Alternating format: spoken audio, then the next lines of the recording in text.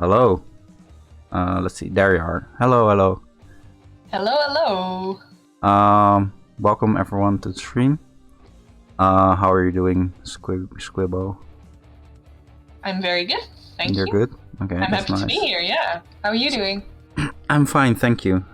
So today we're gonna do, wait, Wonderful. that's later in the, why are we here? Wait, I'm gonna go to the next slide. First of all, we're gonna do name, roles, and pronouns. Great stuff. So your name is Squibbo. It is. Do you want to introduce yourself? Yeah, I will. So I'm Squibbo, my pronouns are they, them, and I am a student of linguistics. I am an anarchist and a lover of languages. Nice, And nice. yeah, I also have a passion for anti-validism, anti-racism, and anti-all systems of oppression. And yeah, I was almost already going on to the next slide. Yeah, we're almost going to the next slide. Yeah, it's we're getting ahead of ourselves. But who am I? I'm Amy. You all know me. I'm she her. I don't have a study in anything other than a little bit of computer stuff. But I do have a lot of experience in ableism, and as a schizophrenic, I know what it's like to be discriminated against for like seeming less intelligent than other people by diagnosis, but also because I because I didn't study a lot. My English is less good than most Dutch people, I think, and I know what it's like to be called less intelligent than you are. I guess, I suppose. I know. I don't know. Like that's why I'm here today, to talk with Squibbo about ableism when it comes to language. So yeah, shall we go to the next slide? Yes, let's go. Okay. We're so eager to get onto that. Yeah, slide. we're so eager to get to this. Why are we here today? Yeah, I just discussed that, but yeah, okay. Can you explain a little bit like why we're here today, Squibbo? Yeah, of course. So why we are here today is because language and how it ties into forms of oppression is a really interesting topic, both because language is really interesting, and I might be biased here, but I'm not sorry for that. And also because language is so deeply integrated into forms of oppression. Like when you look at I don't know, the language used to talk about groups of people, that can be really dehumanizing. That's and like you said, that based on somebody's language, we decide whether we think they are intelligent or not. Yeah. And that's really interesting, and it's good to be aware of that when you want to fight those systems of oppression, because you might be basing some of your internalized oppression on language without even realizing it. Yeah, exactly. Because language is such a natural part of us that it can be hard to realize what you're doing with it. Yeah.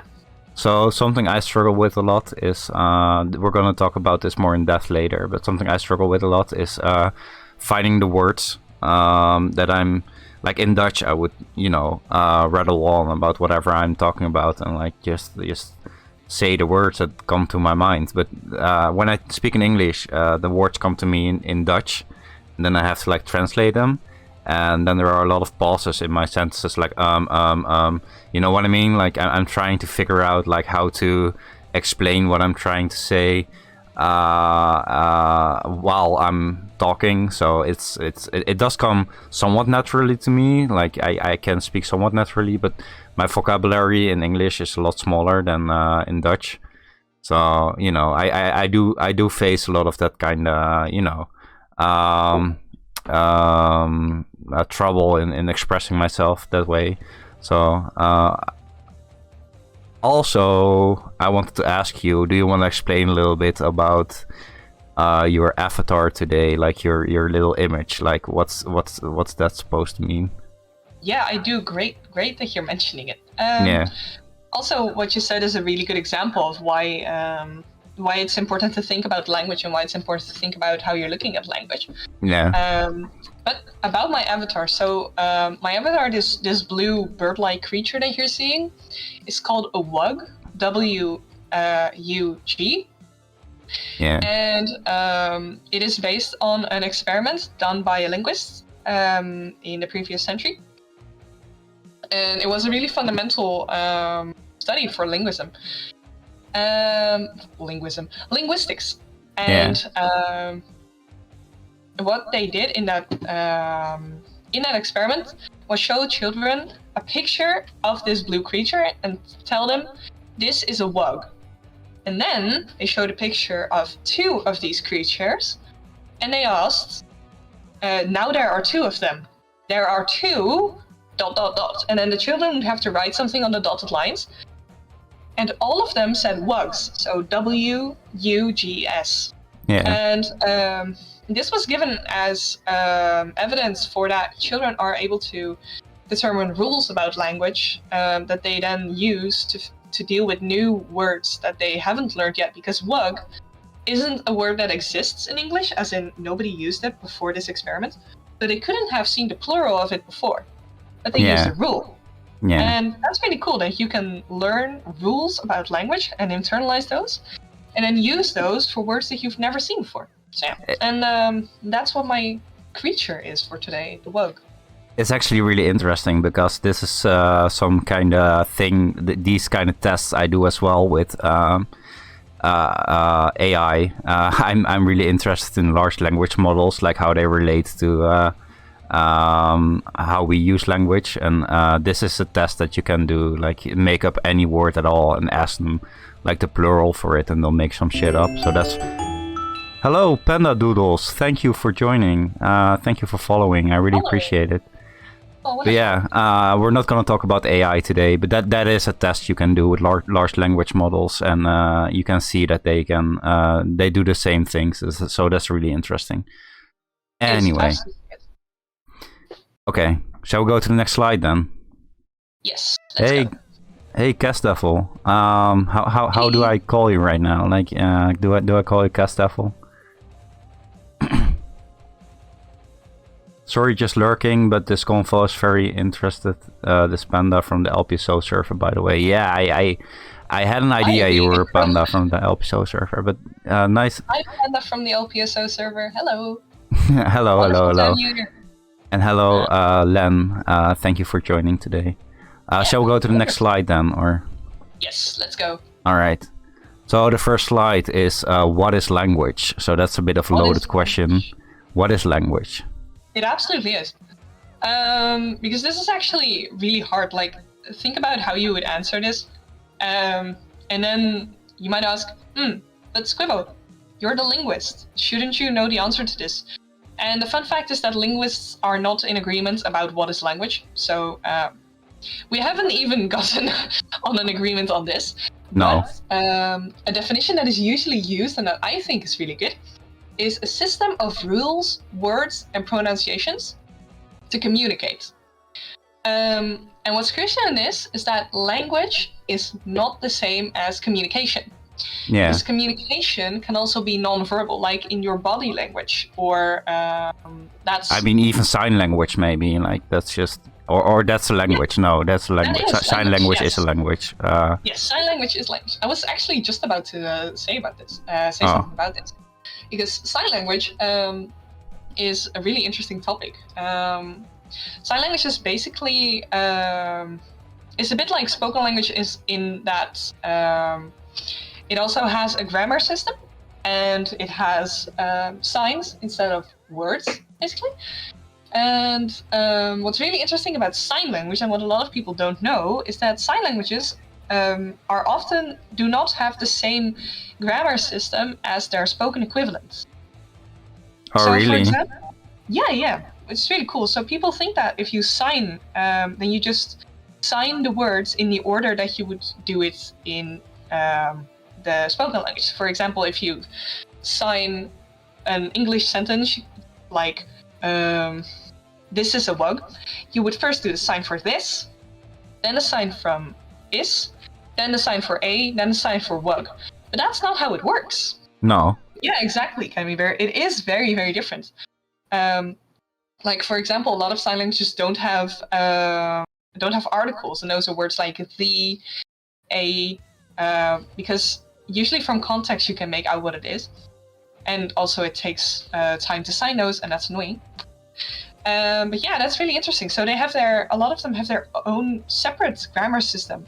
Yeah. If I remember correctly, it's British. It's either British or American Sign Language, which is in grammar a lot closer to French than to English. Oh, that's so, interesting. It is. But yeah, so to get back to the question, what is language? Yeah, it's a system of different components that work together to form language. So, because you need both the vocabulary, whether that is words or signs, you need rules for how to put them in order, how to like make a proper sentence. Yeah. Ah, thanks, Emmy. Then I got that wrong. Then it was probably American Sign Language, although I might misremember. But yeah, it's really interesting. Mm. And yeah, so the important thing is it's not the same as communication, but no, it is usually used for communication. Is it a form of communication, or is it something entirely different? Like, I would say it is a tool? System. Yeah, I don't know. Yeah, I would say it's a tool for communication. Yeah, but exactly. It's not the same, because you can communicate in so many ways that do not use language per se. Yeah, exactly. Like body language, like expressions. Oh no, not the bombs. Oh, are we getting bombed? We're getting bombed, yeah, we're getting bombed. Alright. Oh dear. Oh god, wow. oh god. God. Oh, there's so many of them! Yeah. Oh wow, okay. I was going to say something. Oh yeah, right. It's really interesting that expressions can be a huge part of sign language, because in spoken language we use pitch to express certain things like emotion, which is not a part of language, I would say, but it's part of communication. And in sign languages, you use expressions for that. So the expressions might seem a bit exaggerated to people who do not speak sign languages. There's an expression like an exclamation mark and such, or emoji, maybe? Facial expressions. Ah, what? Facial expressions? Yeah, like when two sign language speakers are talking to each other. Yeah. Their expressions on their face, so just like whether they look sad or angry or happy. Oh, wow. Can seem to be a bit extreme to people who do not speak sign language.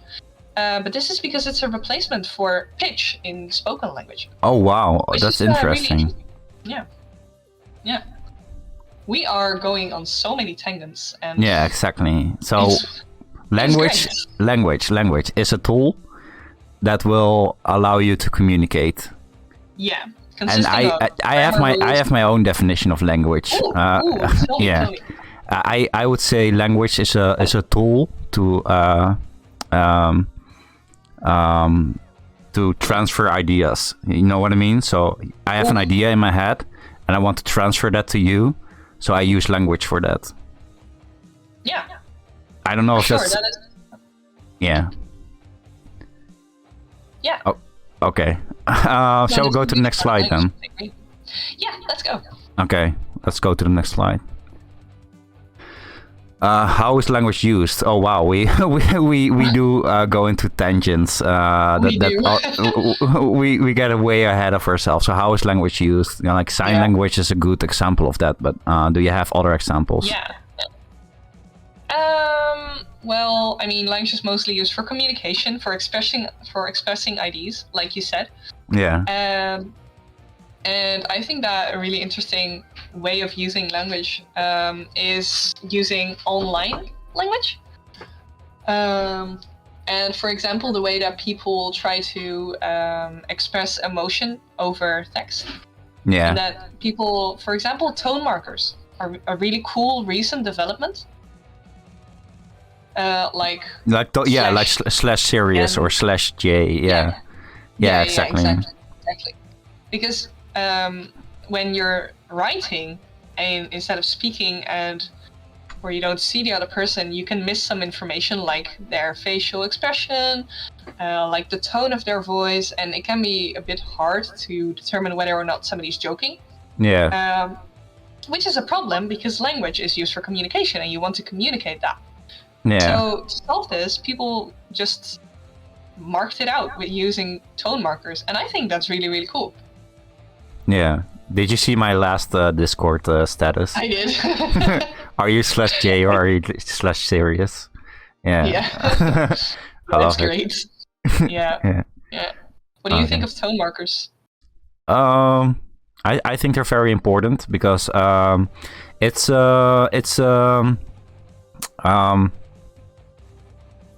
what's the word? Like, it's an accessibility tool almost.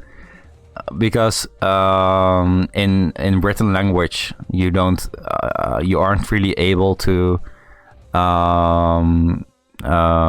transfer these emotions into, if you don't use emoji, or for example, and I'm someone who doesn't like to use a lot of emoji, but at the same time, there are a lot of people with, for example, autism, who are or anxiety, like anxiety, for example. It's really difficult to tell the tone of any sentence anyway. I am someone with a lot of general and social anxiety, and I will always read, like, especially from because I'm schizophrenic, I will always look at your message and try the voices in my head will be like, oh yeah, but she or he or they are saying this because they want to make you feel bad, or it's an accessibility tool in that sense, because a lot of people with anxiety or autism or whatever, any kind of neurodivergence, will most likely have trouble understanding the tone of a message. Yeah, definitely. I also note that I am pretty good at reading the tone of messages from people that I know well. Like, for me, I don't know. Like yeah. I feel like I can get the tone of your message pretty well, but it's so difficult when you're just meeting a new person.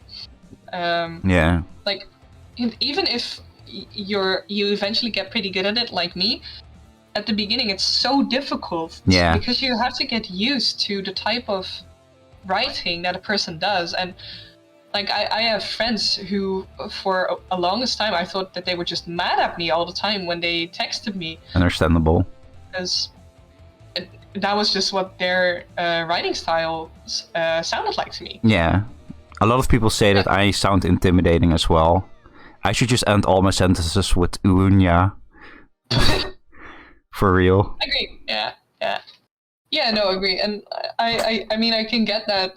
Like you said, especially when you have voices telling you that that people are trying to, like, upset you, then it's even worse, because not only do you just have the uncertainty of trying to get to know a new person and getting it, but you also have, like, another source telling you, oh, they're for sure mad at you. And yeah. No, I agree that it's an accessibility thing. Yeah, it's an accessibility tool. What? Yes, ooh, woo, woo, panda. Yes, ooh. Yes, ooh. Exactly.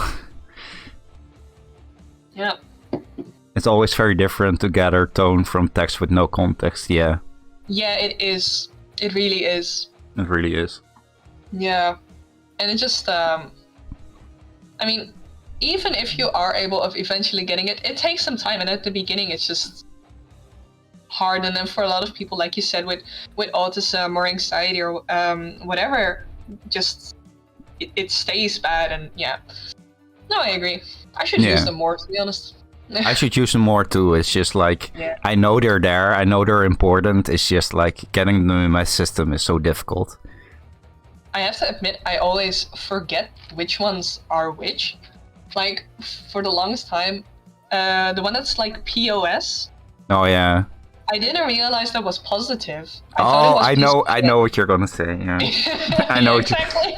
A lot of people thought it meant piece of shit. Yeah. Yeah, yeah. Yeah, And, but it means positive. also, yeah.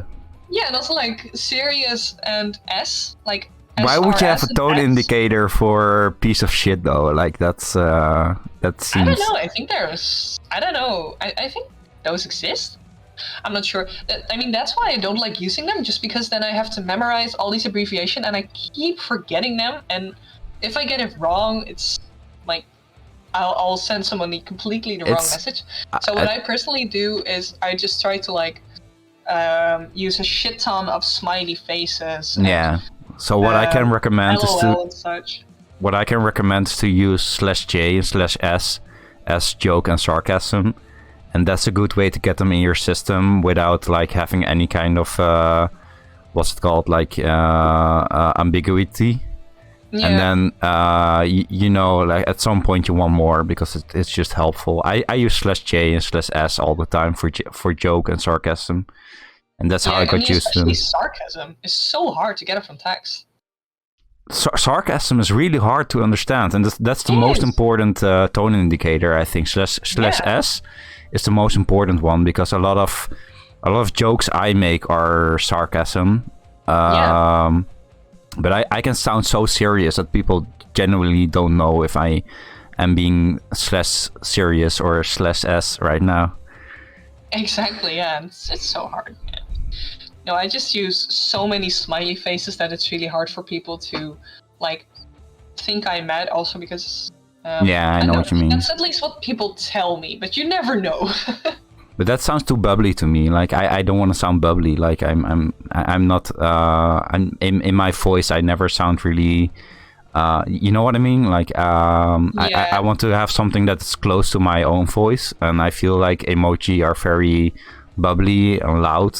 I don't know how to explain this, but for me personally, /S is more my tone than joy emoji or whatever. You know what I mean? Yeah. Yeah, for sure. It's not really you. Like the emoji I usually use is like, where? I just use. I love using this. I'll write like emails to my professors who have like doctorates and everything. Yeah. And and it's wonderful because I can just use smiley faces to them. You can, yeah. Oh shit! What did I do? What did I do? Oh, you made it white, I think. Oh wow. Wait, okay, let's. Oh yeah, you did. Okay, it's back. And the doodles. Back. I am cursed to always use as much emojis and exclamations to try and put as much emotion into text as possible. Sometimes it feels like you are talking to a wall when no one uses them, at least for me.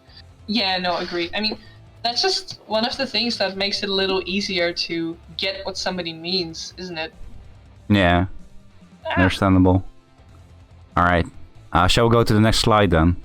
Yes, let's go. I think that's going to be the last one before the break. Yeah, sounds good. Right. Oh yeah, we've almost been at it for half an hour. Yeah, we have.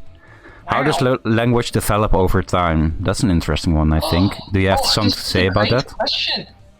I say as if I didn't help come up with them. I'm so surprised. Wow. Yeah, wow, what? Yeah, no, I mean, I came up with this one, like, well, we came up with them, of course, but I agreed to this one because I think it's an interesting question, so yeah. Still. Anyways, so there's a bunch of ways that language develops, actually. Yeah. And that's really interesting. One of those is regularization.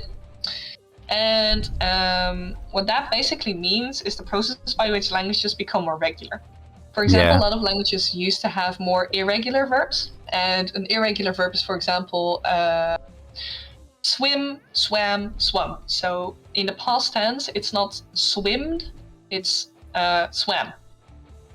Yeah. And a regular verb is walk, walked, where in the past tense you just use ed at the end and then you're done. And there used to be a lot more verbs that were irregular, so they changed in the past tense. However, people will occasionally forget the correct form, and correct in quotation marks, because we're going to talk about this, about what correct. Yeah, we're gonna talk about correct grammar and stuff like that. How much yeah. I hate that term. Don't worry. Yeah, yeah. We're gonna talk about that. I'm just gonna use it now. Bear with me. So people forget the correct form and instead use the rule. And that is apply ed to the end of a verb, and then it becomes the past tense. And eventually, that will become the normal version of the verb. Yeah. And that's regularization, and this can happen to verbs. This can happen to nouns. This can happen to everything. And that's how language changes. And this is interesting because when this is happening, people will say it's wrong. Yeah. Because, I'm having a bit of a hard time coming up with an example. Can I say an example? Maybe I don't know if it really applies here, but I saw a meme today, and it really made me laugh. It was two people who were crying in each other's arms, and the girl said, "I was crying, he crew too, we both crowed." That's really good. Yeah. I mean, that's basically like the opposite of it and making fun of it. So that's really good. Yeah. Yeah. No, but that's making a strong verb out of a weak one. And honestly, it's really funny. Like, but yeah, making a weak verb, which is one that is regular, out of a strong one, which is one that is irregular. So yeah, when that is happening, people will say, that's wrong. The correct form is this and this and this. Yeah. But eventually, the new form will become the correct form. Eventually, and if you use the old one, people will think that's wrong. So, what is the correct form of language over time depends on basically what is usual at that time. Yeah. What is also a way that language develops over time is by the influence of other languages. So, for example, right now there's a lot of influence of English on other languages. Oh, absolutely, yeah. Yeah. Yeah, it's also on Dutch, which is both our native language. Yeah. English just has a lot of influence. Like, people would just use English words. Will also use English expressions, but literally translated to Dutch.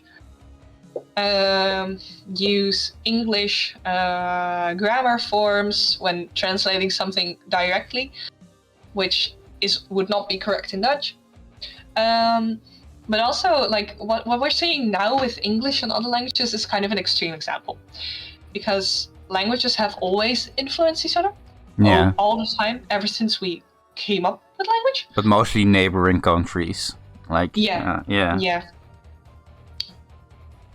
Exactly. But so, for example, Dutch has a lot of loan words from English, French, German, and that's because we border those languages. Even Spanish, I believe. Yeah. Yeah, for sure. Even Spanish, but mostly from the languages that are right next to it. Yeah, of course. Yeah. So, for example, I know trottoir, which is French. Yeah, you just take that word. But what's also interesting about this is that this can also be contained to one part of language. Like, for example, in a lot of Scandinavian countries, and also in English, a lot of words that have to do with boats and seafaring, sailing, are borrowed from Dutch, because the Dutch are traditionally a seafaring and sailing nation. Yes, exactly. Yeah, so and that's where people came into contact with the Dutch language, and that's why they borrowed those words. I want to answer this first. Spanish and Arabic, despite Panda Doodles, Spanish and Arabic have some similar phrases and borrowed words, which I find very interesting. Yeah, you see it everywhere. Like all languages influence each other, but Spanish and Arabic are also influenced by each other, of course. Yeah. Yeah, I mean, for a long time, the Spanish peninsula was occupied by Arabic nations. So Yeah. that makes sense. They were in intense contact with each other. And so yeah, and that is really interesting. In America, you have New York, of course, which was, I think, at some point New Amsterdam. Yes, it was. And the Yankees term comes from Yankees, which is a Dutch name. Which is very interesting. Really funny. Yeah. Yeah, no, for sure. Like that's also one of those ways that languages are just borrow from each other. It's cool. Yeah. That explains a lot I did not know, Panda. Yeah, I know. It's interesting, right? Yeah, it's very interesting. Yeah. We should cite sources at some point. Like, we should just open Wikipedia here and say, like, see, we're not lying. We're not lying. Exactly.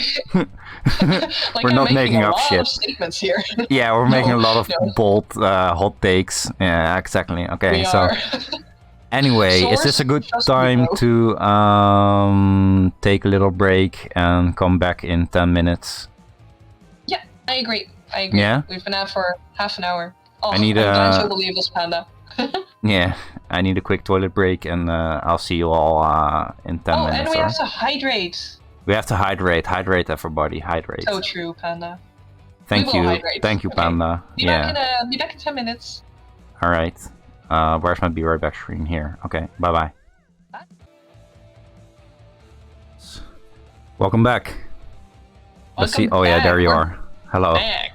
Hello. Welcome back. Okay, so do you want to say more about how does language develop over time, or are we going to the next slide? Yeah, I do actually still have some things to say about this, because language also, because what I talked about earlier was mostly the natural ways of 200 Whoa, thank you for 200 bits. Thank you, thank you for the biddies. Thank you for the biddies, Uwunya. Oh, thanks. Thanks. I'll leave you to the Ubunyaing, Amy. Yeah, exactly. You have to head out now. Oh, thank you for hanging out. I appreciate it. And thank you for the biddies. Thank you. Bye. Bye bye. So yeah, what I was saying is that the things I talked about earlier were mostly natural ways in which language changes. Yeah. However, language also changes due to political reasons. Yeah. And an example of this is that a lot of countries, when they were in the process of like becoming a nation state, so during like the 18th, 19th century, I think it was mostly the 18th, a lot of countries, like, they had existed before that, but they were mostly just abstract concepts, and people did not really care about the country they were living in. No. Because it wasn't a big deal to them. What mattered to them was like the area they lived in, because that's affected them. Yeah. And during this period, a lot of rulers of those nations wanted to like get nationalism going. So people would be so there could be more power to the nation state. And also, people are a lot more likely to fight in your wars if they feel affiliated with the country. If they can feel they are fighting for their country. Yeah. And one of the ways to do this is by making everybody speak the same language in a country. Oh wow, yeah. Because then what language you speak becomes a defining feature of a country, and what country is your country. Yeah. So during this time, a lot of countries started to making the standard language. And this is basically the language that was from then on taught in schools and considered the proper language. Yeah. Usually this was the language that the upper class spoke. Yeah. So a Oh, also what I should mention here is that there is no linguistic difference between a dialect and a language. That's a political difference. Oh, yeah. So when I say language, I include dialects. Oh, yeah, of course. Yeah, and that's important because for this next part. So what they did was they took the language of the elites, and that became the standard language. So if you still spoke a language that was not the standard language, what we would now consider a dialect, you were from the lower class. Yeah. And this comes with a lot of stereotypes too. Well, what this also meant is that a lot of those other languages that are not the standard language disappeared over time because those were not taught in schools. Those were not considered. If you taught your children that, it wasn't good. You were supposed to teach them the standard language because that's the language that you're supposed to speak. And with standard, you mean like, for example, ABN, which we have in the Netherlands, which is like standard Dutch and yeah, exactly. Just and like that, you have standard German and stuff like that. How does that relate to, for example, the difference between British and English, and American English? Sorry. I think that the difference between American English and British English is mostly because American English started out as British English because it started out with Brits moving to America, but then influenced those just developed separately because they weren't in contact with each other. Okay, that makes sense. Yeah, because they people speak one way because they use the language that is heard around them, which is also why you can have regional accents. Like in the Netherlands, we have the Gooise R, which is a way of pronouncing the R. Yeah. And that is associated with the higher class. With rich exactly. People. That is considered the prestigious R. Yeah. And people will use that because they hear it. If you never heard it, you wouldn't spontaneously start to use it. Well, maybe, but it wouldn't spread. Yeah. And because the Americans didn't hear British English for such a long time, it eventually diverged. And I'm pretty sure that was also due to the influence of other languages. Yeah. But I'm not sure. So don't want to... But we talked a lot about like the history of the development of language, but nowadays we don't have wars like that anymore, and not with neighboring countries or stuff like that. It's different now. Do you think that it's mostly because of slang and because of like things like TikTok or loan words from English, or how does the Dutch language, for example, continue developing over time? I think it is still a part of nationalism. Yeah. Like that is still a thing. For example, if you use a lot of Dutch slang, comes from Moroccan, comes from Sranantongo, which is spoken in Suriname, comes from AAVE too, so African American Vernacular English. Yeah. And that is one way in which the language continues to change. But that is also considered wrong, because it comes from a lower class, like a lower in linguistics, the terms we use are low and high prestige. Yeah. So and that is deeply correlated with how people look at different social classes. For example, Moroccans and people from Suriname, Surinamese people? Sorry. Do not have a very high status in the Netherlands because of racism. Yeah. And thus, the words they use aren't considered high prestige words, so they're not considered the words you should use. But exactly this is what makes it appealing to young people who want to stand out from their parents, not use the same language as their parents. Yeah. And I think so that is one of the ways in which Dutch is now still changing. Yeah. What is also really interesting is that there are some spontaneous varieties in language that end up to be the prestigious one. So, for example, the R that I just talked about. Yeah. That was mostly used by people who live in Het Gooi, which is a very rich part of the Netherlands. Yeah. But that is also where the media is centered, where most of the media have their offices, have their studios. Yeah. So, in people who came onto television, came onto the radio, had that R. And Yeah, the people exactly. who came into television and the radio, those are important people. And that's why people started using that R.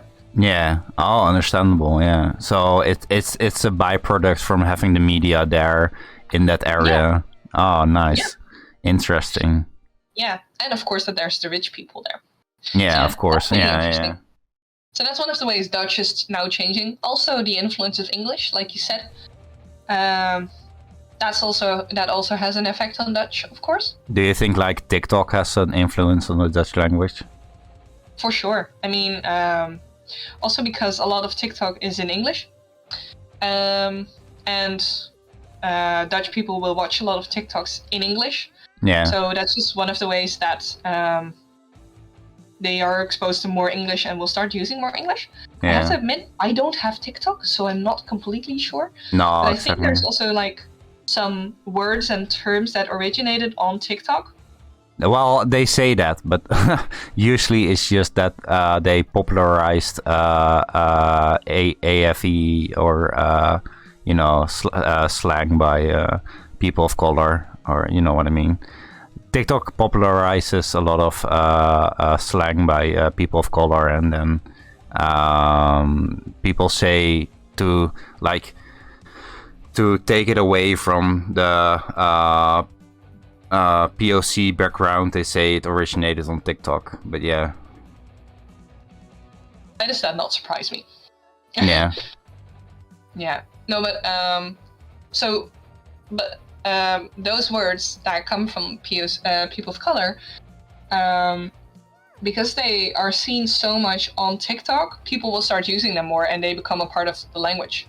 Yeah. So yeah, I do think that TikTok has an influence just because it's so popular. Yeah. Yeah. Exactly.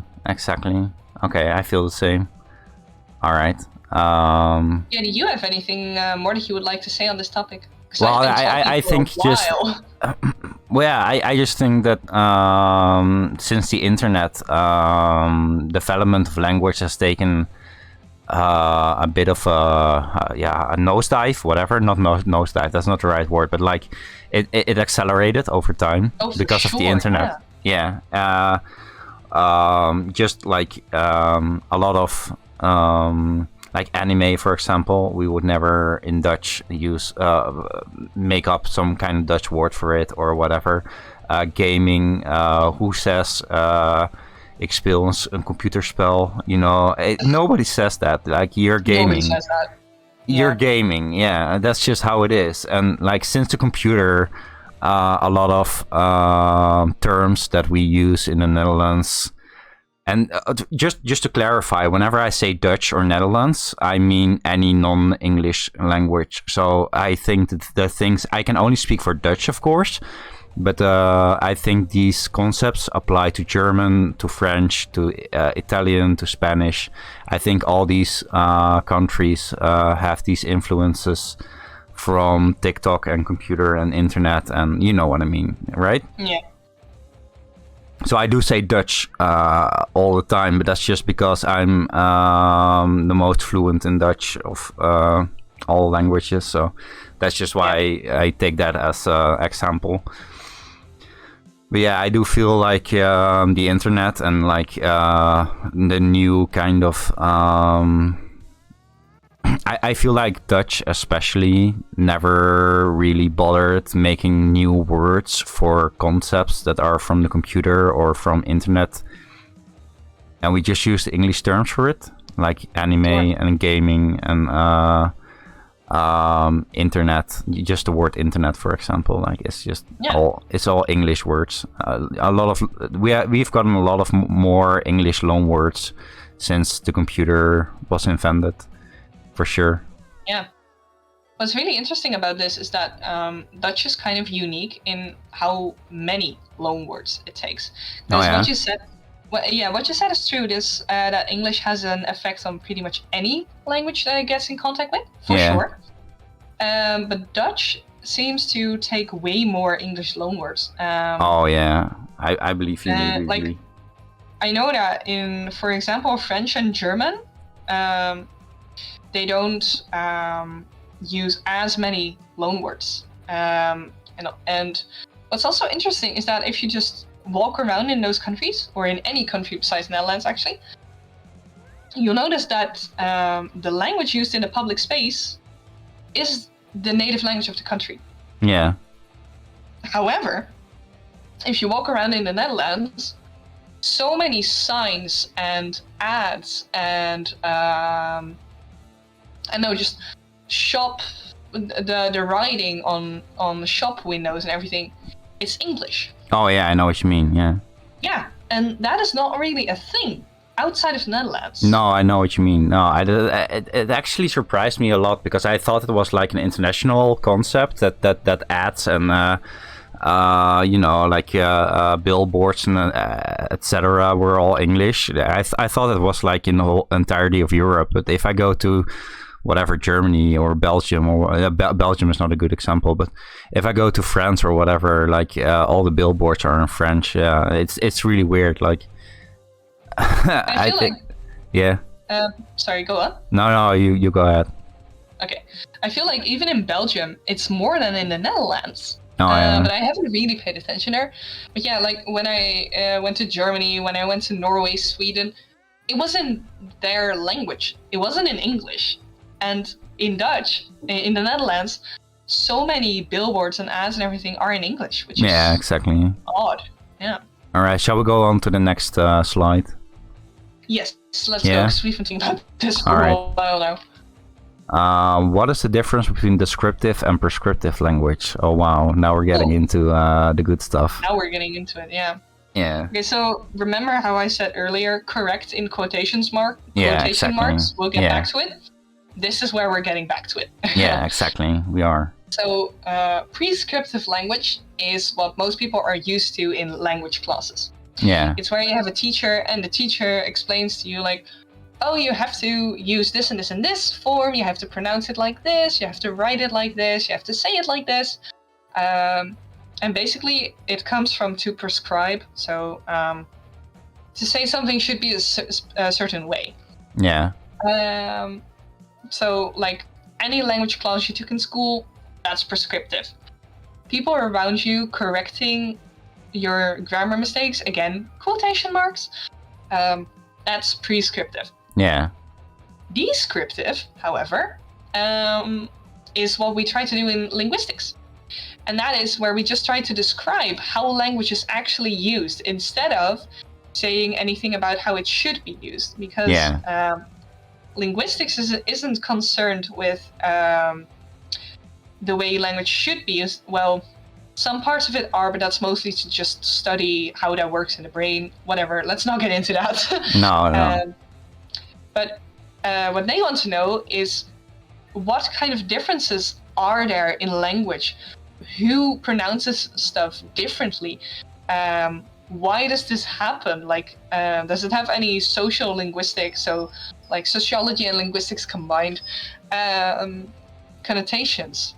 Yeah. And that's why you will usually not see linguists telling you that you're saying something wrong. Yeah. Yeah. That's basically the difference between descriptive and prescriptive language. I think in my own terms, it's like prescriptive is like you go to school, you get taught what the proper way is to use language, and descriptive is more like the study of how it's used, like looking at like if you look at slang and how it's used at TikTok, and like for example, like a recent development is those tone indicators like /J, /S, /serious.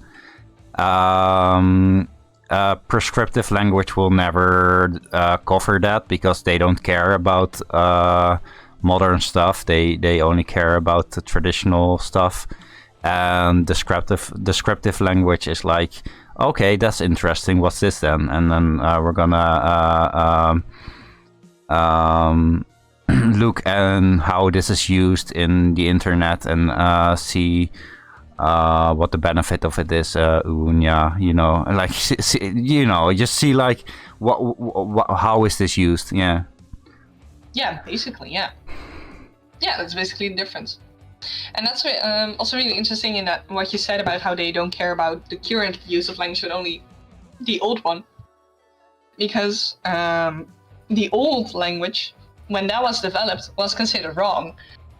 So of course. What is correct according to prescriptive language keeps changing. Some arbitrary 100 years or something like that. Like yeah. Every so often they just change it up, and it's like, this is what we do now. Yeah, exactly. So yeah. Anything else, or shall we go to the next question? Because I think the next question really allows us to go into depth for this. Yeah. All right. Let's go. Grammar correction as an ad hominem and how it relates to perceived intelligence and ableism. Yeah, that's a mouthful. That's a mouthful. But now we're getting into the real stuff. Yeah. Yeah. Let's go. Let's go. Let's fucking go. Yeah. All right. I think you also have a lot to say about this. I have a lot to say about this, yeah. Like the theoretical linguistics part of it, I've been stealing your shine. Yeah, exactly. You're the theorist, and I got like a lot of practice. Yeah, exactly. Yeah, I'm just sitting in my ivory tower with my books. Yeah, exactly. All right. Yeah. Do you want to start then? I was about to say, do you want to start? But do I want to start? Okay, so wow. Okay, so where do I even start? Like as someone who is I had how do you say VMBO in English? How do you explain that concept? Education. Huh? Practical education. Yeah, I had like a practical. I went to high school for a practical study, and I learned like how to do desktop publishing. I used to make like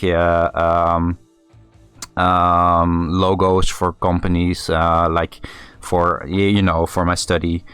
And it was just high school, and then after that I was diagnosed with schizophrenia, and it was very clear that I was not able to study in a way that people are supposed to study, because I was very sick at the time, and I was hospitalized, and I was never able to finish my study, and that's why my English is a lot poorer than my peers of that age. And if I went to the internet, and I was self-taught mostly in English, and when I went to the internet, and I did have a couple years English, of course, in school, but when I went to the internet and I typed shit, I just typed things, comments, comment sections and stuff like that, then I was a lot of the times I was so an ad hominem in this case is like, okay, so let's say you have an argument, and I have a counter argument. Then you tell me like that counter argument is invalid because of your grammar mistakes, and that's an ad hominem. Correct? Or yeah, basically an ad hominem, as I like to say it, is an attack on the person instead of the argument. Yeah, exactly. So I would go on the internet and say, well, I see it like this and that. And people would attack me for sounding stupid, and because I sound stupid and have an anime avatar, my anime avatar has nothing to do with my grammar, but anyway, it's also an ad hominem. Yeah, it is still an ad hominem. Yeah, so it has nothing to do with my argument in that moment. And how it relates to perceived intelligence and ableism is that because I was unable to study English in a way that I would have liked, and talk in a way that I would have liked, I was a lot of the time told that I'm stupid, or too dumb to speak English, or I would get in situations where my opinion was invalidated by the fact that my grammar was poor, and that's something that happens a lot on the internet. I think less so lately. Zoomers, I think, are a lot more lenient with grammar rules than millennials were. Millennials were rough, though. They were actual Nazis sometimes. Like, Yeah, they were. Yeah. yeah, I also feel like Zoomers are a bit more aware that definitely not everybody online has English as a first language. yeah, exactly. It's very impressive that you're even writing it out in English, Yeah. because they couldn't do it in Dutch. No, exactly. Like that's a bit of a. Yeah, you can say do it in Dutch then, like, you know. Yeah. But I don't know. I have done that a couple times. Yeah. Just, oh, you don't like my English? Let's speak Dutch then, bitch. Yeah, I know. You're right. But yeah, do you have something to say about this, or is this the gist of it? Like, is this? Well, I think that is a that is a bit the gist of it. However, I do have like more stuff to say here, because this is my favorite part.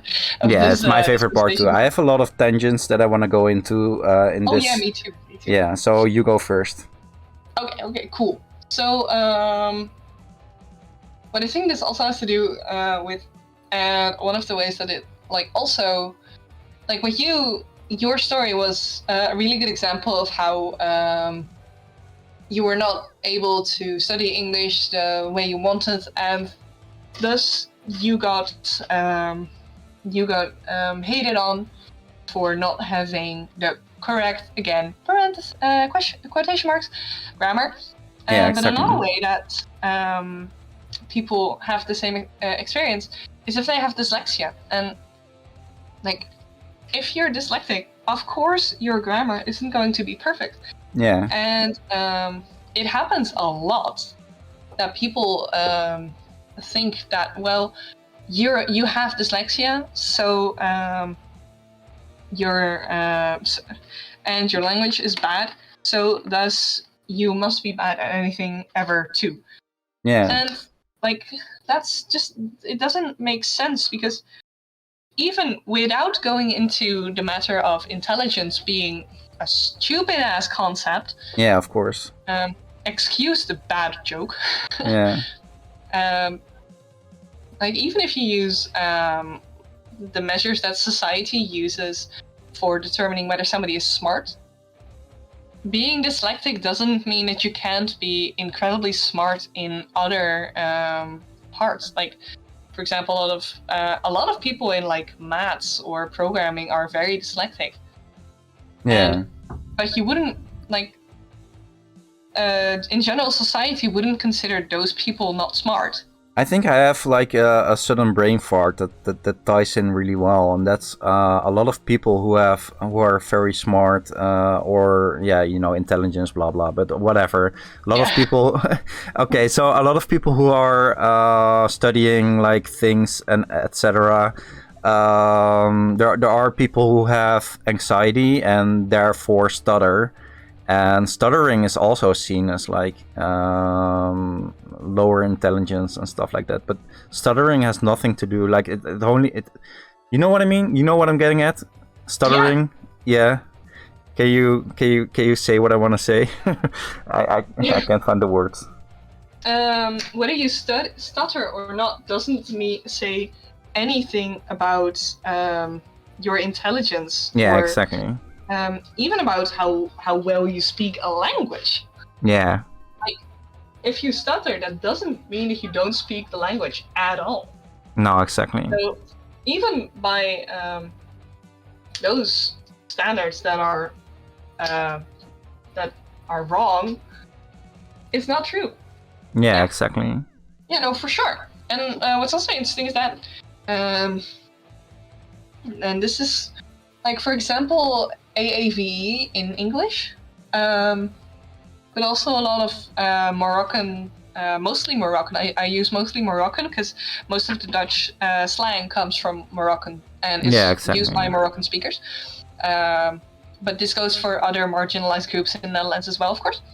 Now, people who use like AV or slang in the Netherlands are considered less smart because they don't use the correct form of Dutch. Yeah. They don't use standard Dutch. Even though, again, that says nothing about your intelligence, and that's just plain old racism. Yeah, it is. Of course, it is.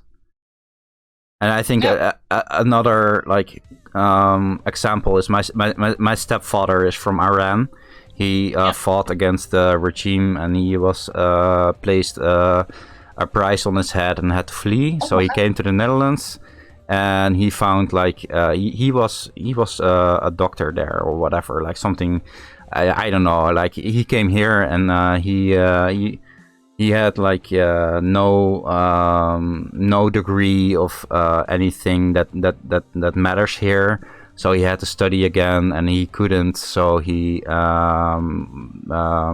ended up being a plumber, and he is being told a lot that he's not smart because, like in the Netherlands, because he had to learn the language, and like he lives in the Netherlands for 10 years now. But if you move to the Netherlands or any country, or if you have to learn a language past your like 20s, 30s, it's very difficult. Yeah. Hi, I just dropped in and got to hear most of the convo about dyslexia and stuff just now. I myself have dyslexia and very much. It's yeah. I'm glad you can relate. Yeah. Yeah. Also, hello and welcome. Welcome, by the way. I see it's your first time chat. Welcome to the stream. And I very much agree with the stuff I'm hearing. I accidentally pressed the enter key. Oh, okay. Yeah, you agree with stuff you're hearing. That's good. That's good. Yeah. Oh, glad, because I don't have dyslexia, so and I mean, obviously I study it, but I'm always a bit worried about misrepresenting it, so I try to be careful. I mean, that's a theme that we're having right now a lot, I think, because we're also talking for like people of color, and I did run my notes through someone who is a person of color, and but if eventually you're gonna get into conversations where it's not our fight to have, or not our and but on the other hand, it's weird to like not mention them, because exactly. Let's say we're discussing this topic and we're not talking about racism, like it's kind of a situation where you have to balance between how much can we talk, yeah. Yeah, I mean, we just have to be careful to not accidentally pretend to speak for those people. Yeah. But I mean, and especially for me, because I speak as an academic here, and academia has a big problem with speaking for marginalized communities instead of listening to them. So I have to be very careful about that. But also, I still feel comfortable saying that people of color are discriminated against by because of their accent, because I don't think that's a very controversial thing to say. Yeah. Yeah, for sure, it is good to keep in mind that we are both white, and I mean, we are neurodivergent, but neither of us have dyslexia, right? Do you? I don't have dyslexia, no. Yeah, exactly. No, exactly. But I do feel like I'm entitled enough to speak for my stepfather, who I know very well, and like I try to stick to situations that are very close to me. You know what I mean? Like my stepfather is someone who I know very well. I talk to great lengths with him, and I know he trusts me to talk about this for him. So, I talk for him personally, but not for the community. You know what I mean? Yeah, exactly. And I mean, I try to mostly talk about like general trends that are either very well researched in, and also have been researched by people from the communities themselves. Yeah. Or about stuff that I just know to be true. So. Yeah, exactly. Yeah. But yeah, it is always good to keep in mind. So okay, we are anyway, talking where were we? about ad hominem and how it relates to perceived intelligence and ableism. We've talked about racism. We've talked about dyslexia. We've talked about stuttering. Is there anything? I feel like we haven't touched a lot on ableism yet. Maybe. Yeah, I would like to say something about the concept of intelligence. Yeah. Would you like to go first, saying something about ableism? I mean, my thing also ties into that, so either way, whichever one goes first. This is gonna be a tangent, though. Like, if I need to talk about intelligence, we're gonna sit here for a while. Honestly, if I'm gonna talk about intelligence too, but I think it's too important not to mention. How about we take a 10-minute break and then we're gonna talk about intelligence? And then we're gonna break off into the intelligence. Yeah, then we're gonna go mask off and just go. No. Then we're gonna go all mad pride. Let's go. Yeah, exactly. Let's go. Okay. Yeah, shall we do that? This is a topic I'm very passionate about, but yeah, let's do a 10-minute break before. All right, 10-minute break, and then we're gonna come back about intelligence and mad pride and all this stuff. All right. Okay. All right. See you in a bit. Bye bye. 10 minutes.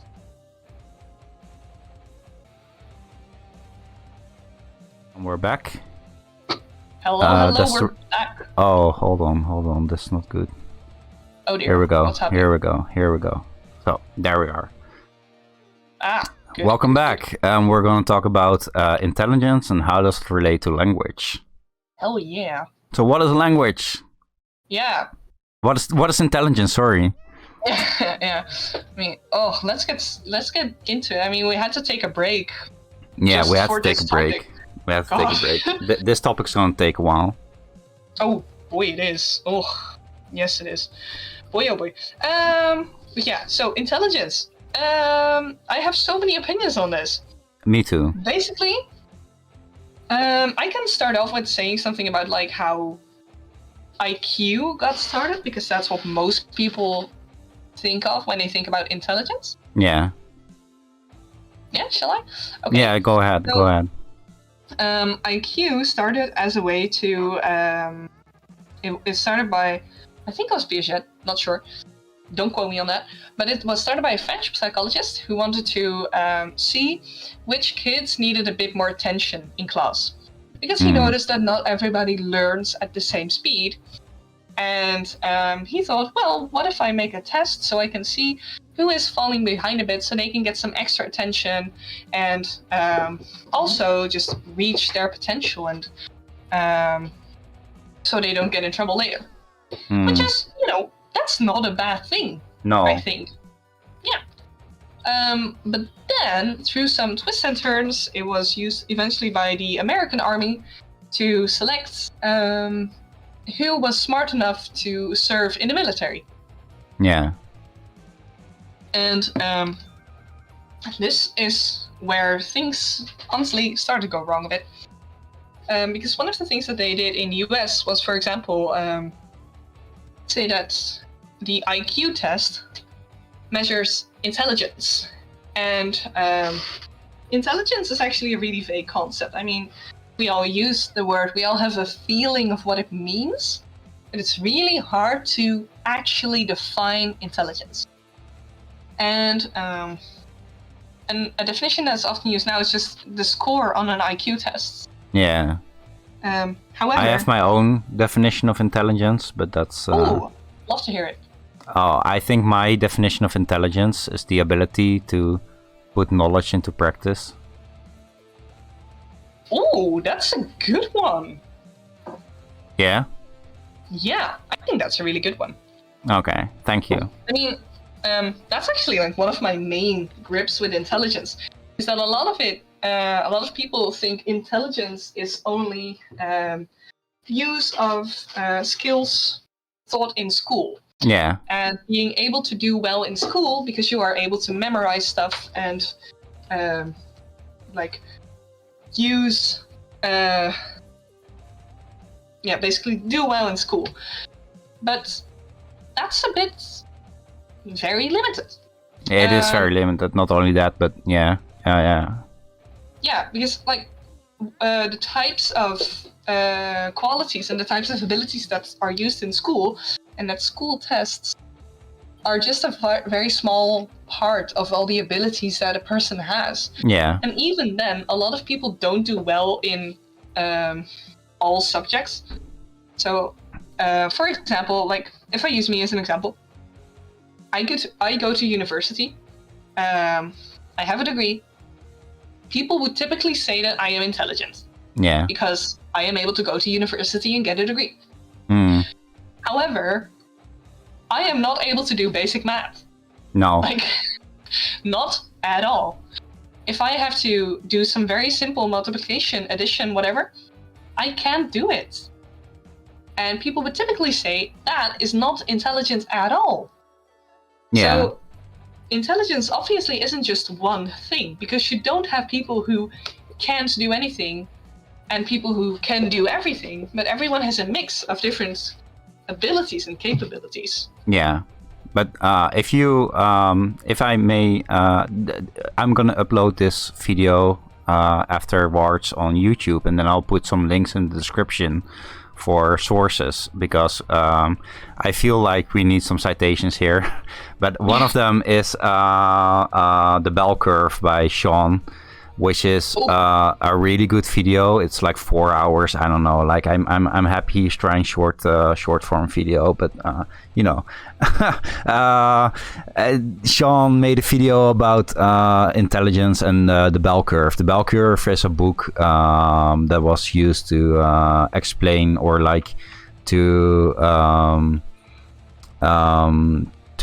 provide evidence behind the racism that we use to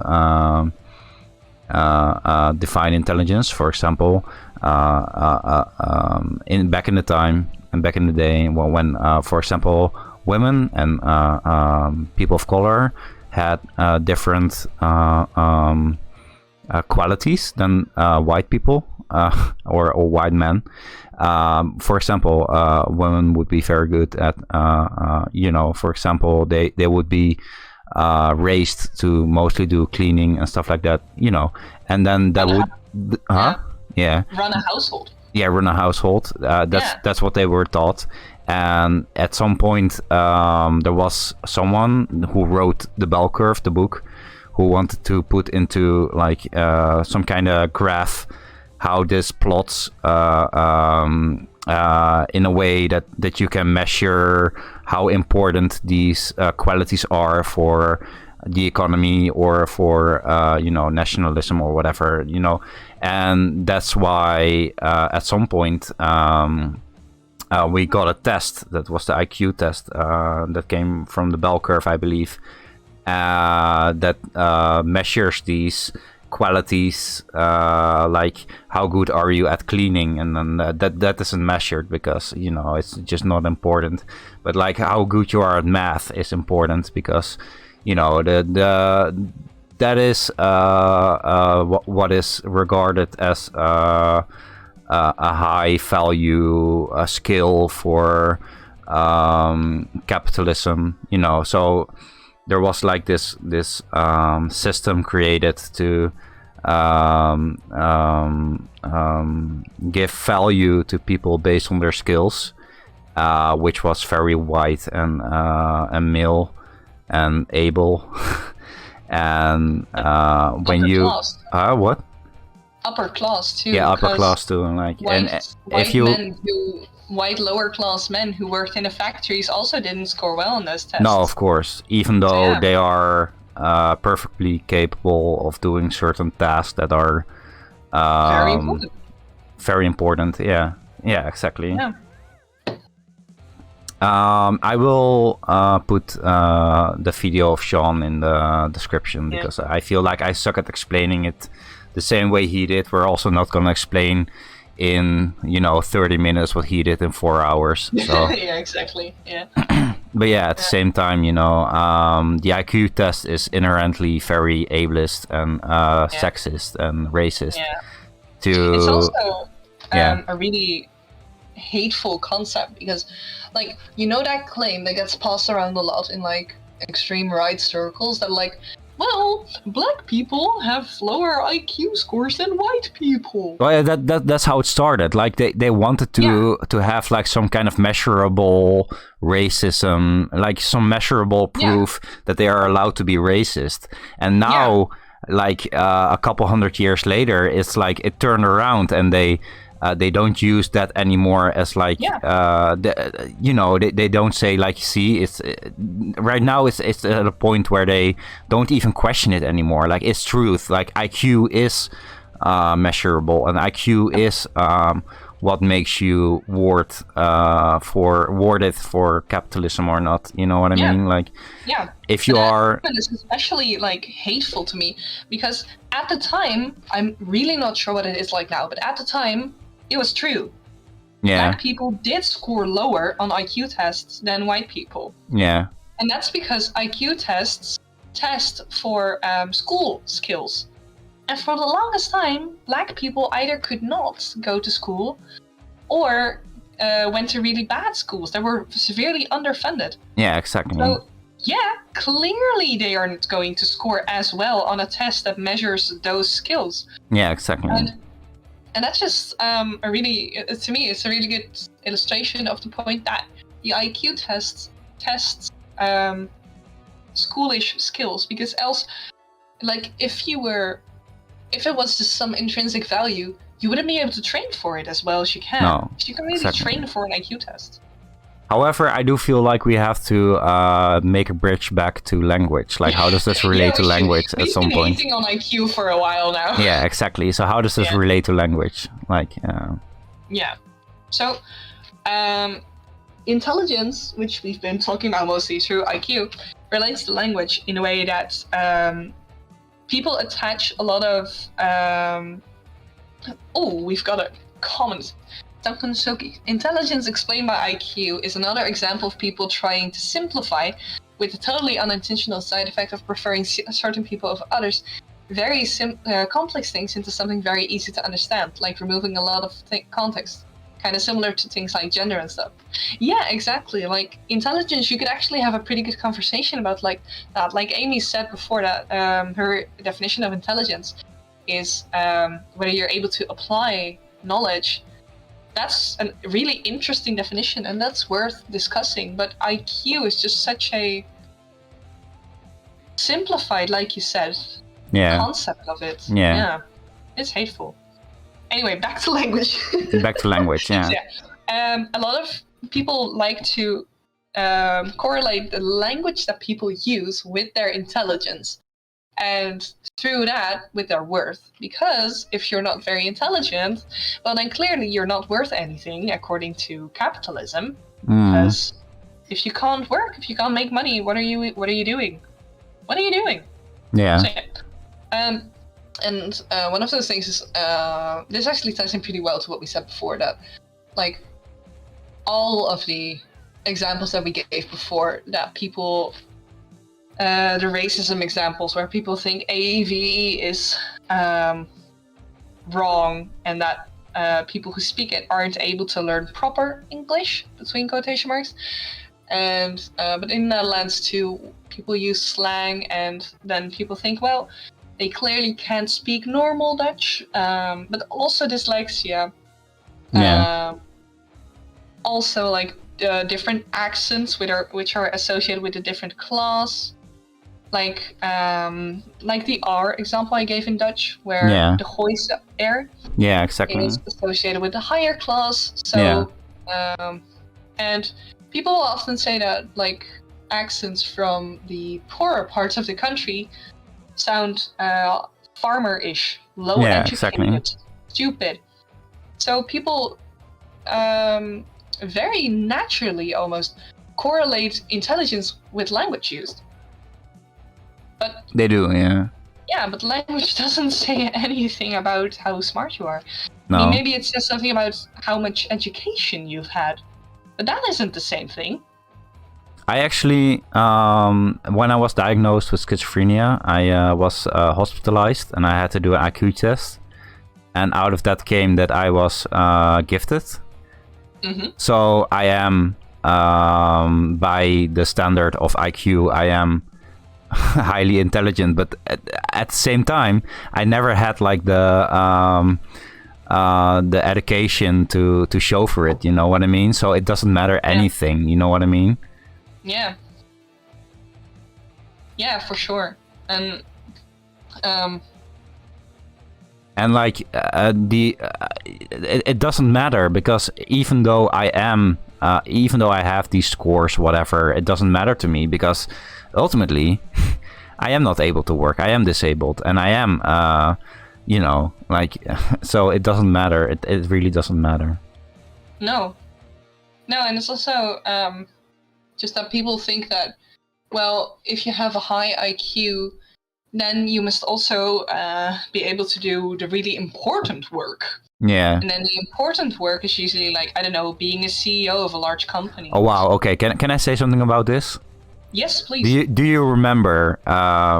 Do you maybe remember Corona? Like that happened. That was a weird couple of years. We had COVID. Yeah, I vaguely recall it. Yeah, exactly. So that happened, and then when the country shut down, then only the essential workers were allowed to work. So who were the essential workers? Who are the workers who are essential to the society?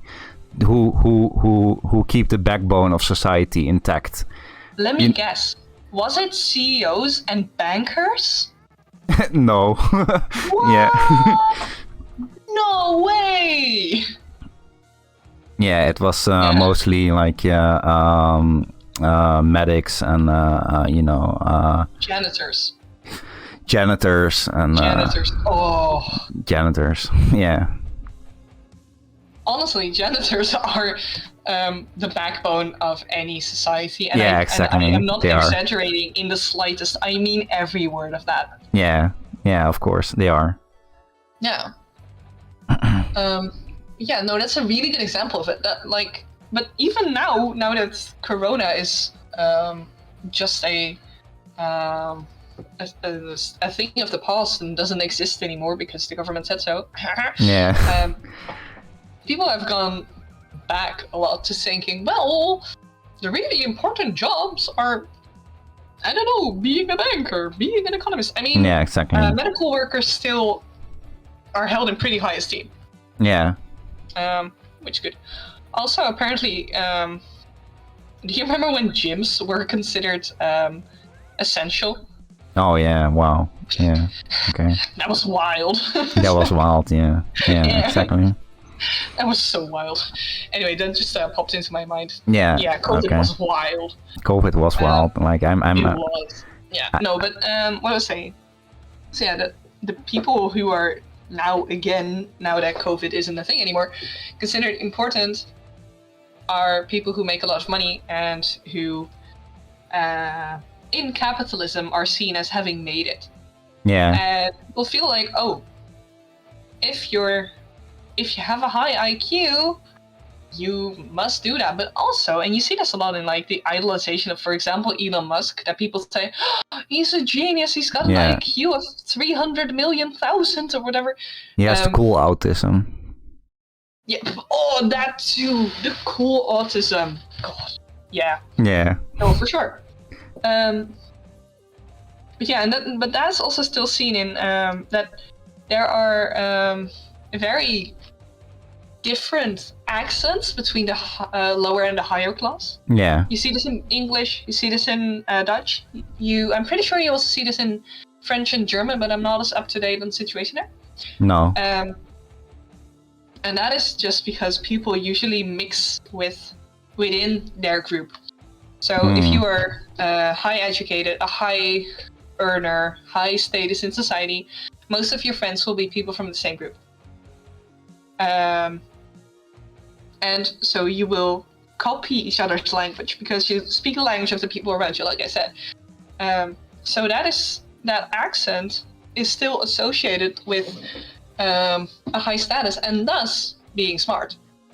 Yeah, it's like you're infected by who you hang out with. Like there's a saying for that. I don't know what it is exactly, but it means like you're like the people you hang out with kind of take over your mannerisms and stuff like that. and that's how you can tell by people their accent, dialect, whatever, like what kind of status they are. Yeah, exactly. Because you'll most likely mix with other people of the same status. Yeah, exactly. And if you hear somebody speaking with an accent, you typically consider to be low status. Oh, can I name one person that I really wish I wouldn't like? Okay, so this person, his name is Slavoj Zizek. Yeah. Do you know him? Yeah.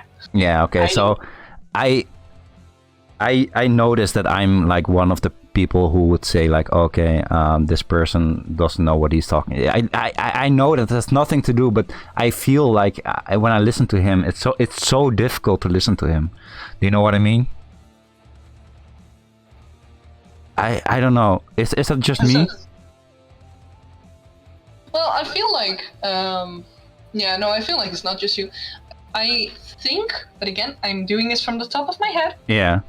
Don't cite me on this, but I'm pretty sure there have been studies done into by having just two people record the exact same speech, but just with different accents, like somebody having a high status or a low status accent, and then having other people ask them. I know where this is going. For how trustworthy they sound, like how smart they sound, how capable they sound. Yeah. And people keep saying that low status accents sound dumber, sound like they don't know what they're talking about. And I feel terrible for it, because I feel like Slavoj Zizek, if I read written text from him, it's so smart and so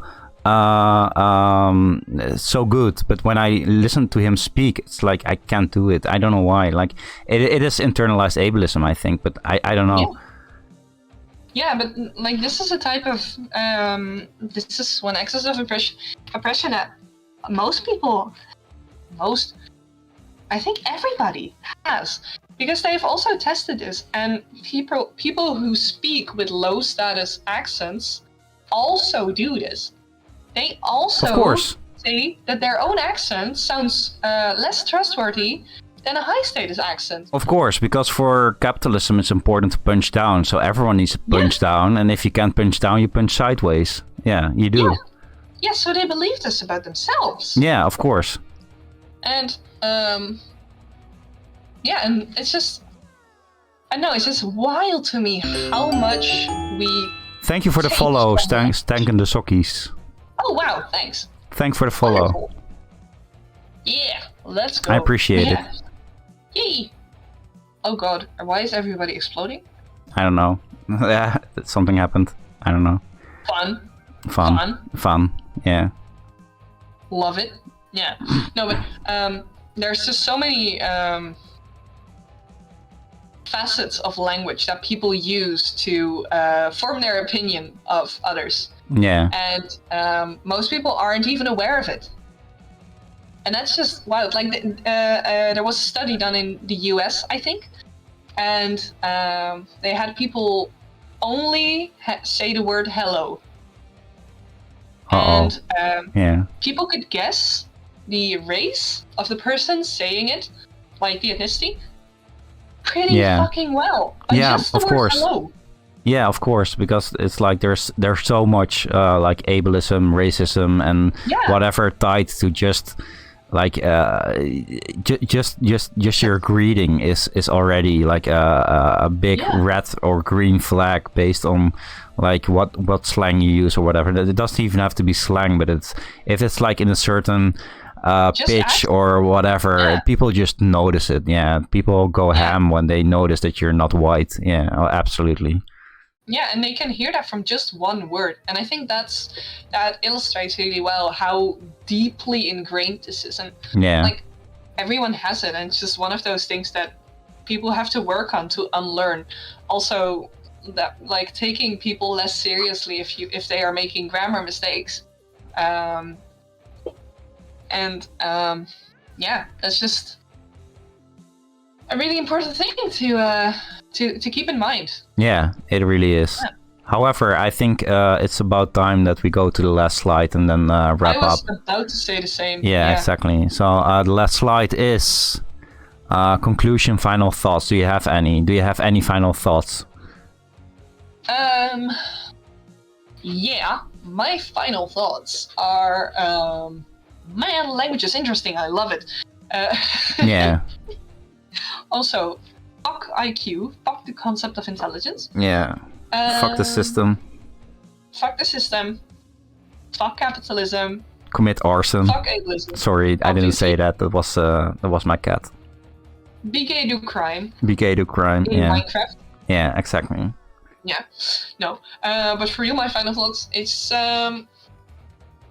keep in mind what kind of conclusions you're taking from somebody's speech. Yeah, exactly. Just be aware that you've got this internalized ableism, classism, racism, whatever going on. Yeah.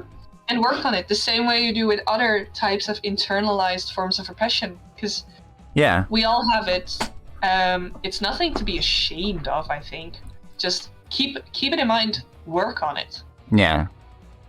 Okay, so my final thought is something completely unrelated, but something you said during the break. It's you told me your English isn't as bad as you say it is, but I explained this to you in the break, but I want to explain it now to the viewers. I said a couple times that my English is bad. This is something I hear a lot, that my English isn't bad. People tell me, well, you speak English fine, you know. Why is my avatar now... Oh, there, she's back. She's back. Okay, no, she's gone again. So okay. bad. Okay, people tell me your English is fine. I can hear you fine, and it's true. But let's say, okay. What can I compare it with? Let's say you have a math test, yeah, and a different test, maybe art, doesn't matter, and on art you score a 10 and on math you score a 5. That's how I feel, you know what I mean?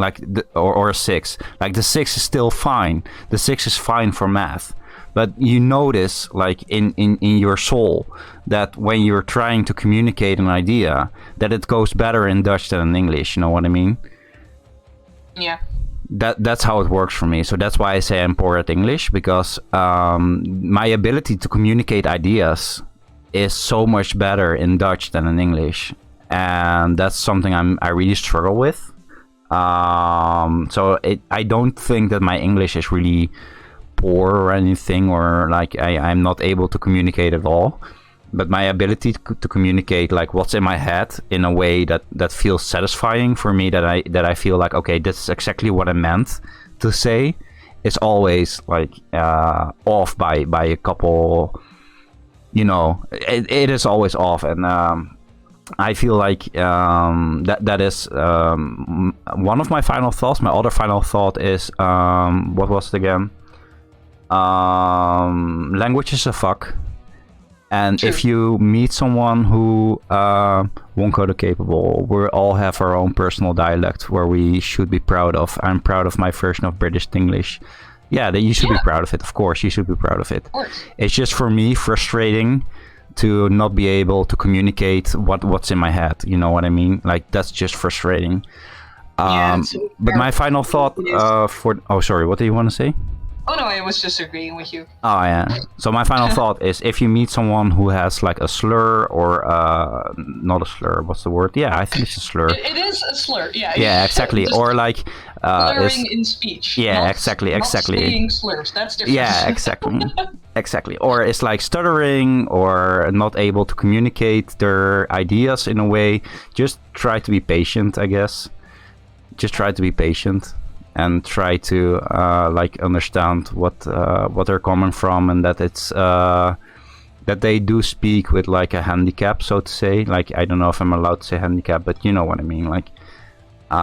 It is ultimately with less knowledge about the language than you have. And I know it sounds stupid sometimes when someone says, but that's the problem, right? It does sound stupid, and you just should that's internalized ableism, when you feel someone is less intelligent when they are not able to communicate as clearly as you are.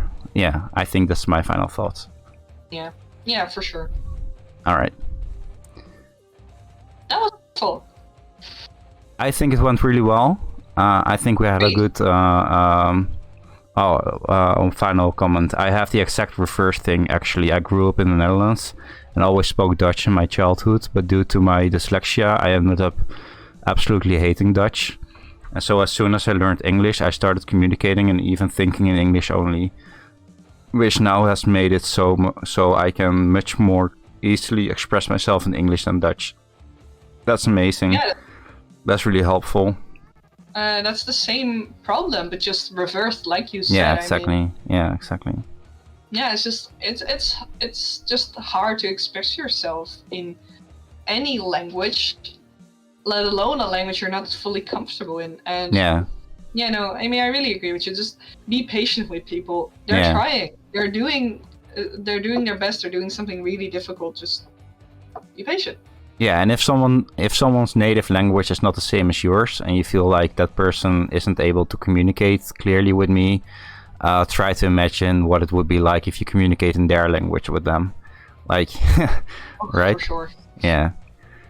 All right. That's it then for today. I thank you all for watching. Thank you, Squibbo, for being on the stream.